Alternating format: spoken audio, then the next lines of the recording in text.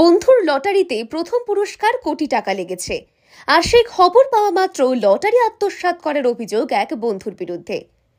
এমনই এক ঘটনার সাক্ষী থাকল পূর্ব বর্ধমান জেলার কেতুগ্রাম থানার অন্তর্গত শিরোগ্রাম। 19 তারিখের 30 টাকা দিয়ে এক ঘর লটারি কাটেন কিরণ শেখ। তিনি কর্মসূত্রে কলকাতায় থাকেন। দুই বন্ধু মিলে 60 টাকা দিয়ে 2 ঘর লটারি কাটে। লটারির ফল প্রকাশিত হলে সহকর্মীর ফোন আসে, বলে যে লটারিতে 1000 টাকা ঘর লেগেছে। এই খবর পাওয়া মাত্রই কিরণ শেখ বলে, এতদিন ধরে লটারি কাটছি, এই লটারি কাটতে কাটতে সর্বশেষ হয়ে গেছি, আর তার পরিবর্তে লটারিতে মাত্র 1000 টাকার ঘর লেগেছে। তারপর তার সেই বন্ধু লটারি দেখবার নাম করে প্রথম পুরস্কার পাওয়া লটারি আত্মসাৎ করে। যদিও তারপরে সেই লটারি বিক্রেতা কিরণ শেখকে ফোন করে বলে তার লটারিতে প্রথম পুরস্কার লেগেছে 1 কোটি। আর সেই খবর পাওয়া মাত্রই লটারির টিকিটগুলি নিয়ে যায় সেই লটারি বিক্রেতার কাছে। সেখান থেকেই জানতে পারে তার প্রথম পুরস্কার পাওয়া লটারির টিকিটটি এর মধ্যে নেই।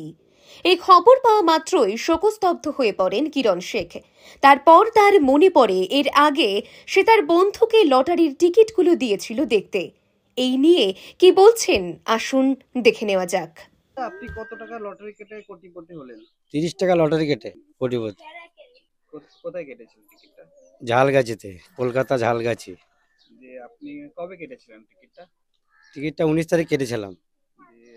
জানতে পারলেন কখন যে আমার টিকিটে 1 কোটি টাকা আছে? জানতে পারলাম, আমার একটা বন্ধু ছিল, আমি যেখানে কাজ করতাম কলকাতায় কোম্পানিতে, মানে গ্রুপ বলে, ঠিক আছে। তো ওই কোম্পানিতে একটা ছেলে, মানে ওই দুই বন্ধু, আমরা টিকিটটা ও কেটেছিল, আমিও কেটেছিলাম। তো ও কিন্তু জেনেছিল যে আমি এই নাম্বারটা নিয়েছিলাম।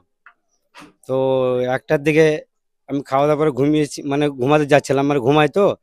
প্রত্যেক দিন লটারি কাটি, 30 টাকা করে কাটি, পয়সা তো নাই, 30 টাকা করে আশা করে কাটি। এবার পড়ে না, সেদিন কিন্তু আমি মানে মিলাইনি, মানে মানে কোনো মন করছে না মিলানোর, শুয়ে পড়েছি।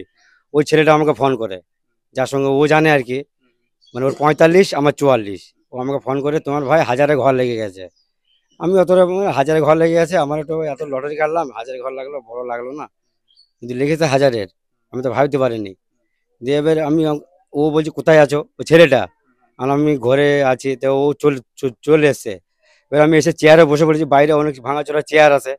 এবার বসে পড়েছি, বসে পড়ার পর টিকিটটা কি, আমি পেছন দিক দিয়ে, মানে ভাবছি না যে আমার লটারি 1 কোটি পড়ে গেছে, কিন্তু ও এসে একটা কিন্তু ছিঁড়ে নিয়ে চলে গেছে, আমি ভাবতে পারিনি, মানে বুঝতে পারিনি, ঠিক আছে।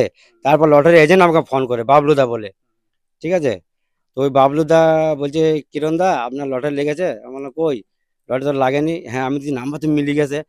তাহলে আমার নাম্বার মিলে গেছে সবই, তাহলে আমার একটা টিকিট, মানে এল টিকিটটা কই, 54L মানে যেটা আপনার ফার্স্ট প্রাইজ হয়েছে? ফার্স্ট প্রাইজ হয়েছে ওই টিকিটটা, মানে ও বলছে, এজেন্ট বলছে টিকিটটা কই, ওই টিকিট কই ভাই, তোমার মাথা খারাপ হয়ে গেছে ওর আর কি। হ্যাঁ, আমি বললাম ভাই একজন দেখতে এসেছিলো আমার বন্ধু, কে কোন ছেলেটা? তো চলো, আমি বললাম ওই ছেলেটা, কারেন্ট মিস্ত্রি। ওকে সবাই মিলে ধরলো, ভয় দেখালো, পুলিশের ভয় দিল।